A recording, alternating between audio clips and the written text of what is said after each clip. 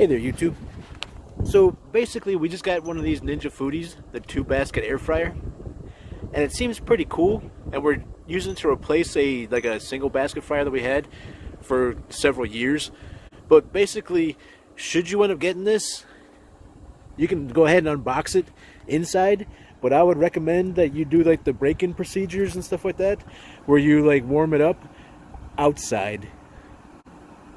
So we ran this for a little bit inside the house, and it stunk the house up pretty good.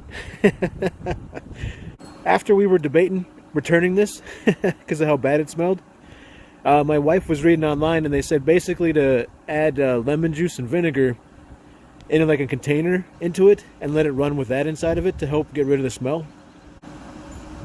So that's what she's been doing out here for a little bit. I'm just popping out real quick just to make a quick video, just in case you wind up buying one of these and then you go, man, this thing smells bad.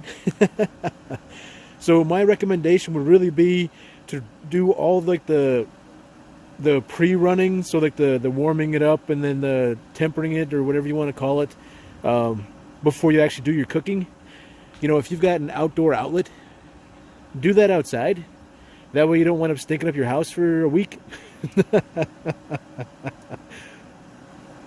So, as you can see, we've got it inside the house now. And the wife did a couple of test cooks with some French fries. And basically she thinks it's these, like the rubber pads that are on these crisper plates that make that smell.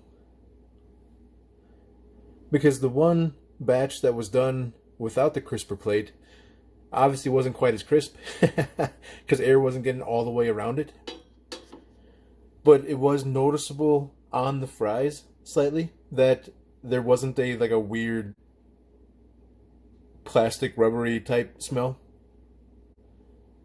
So hopefully whatever's on these bakes out in time and then stops smelling. But I think that's the culprit. Hope you guys enjoyed the video. I'll check you guys next time.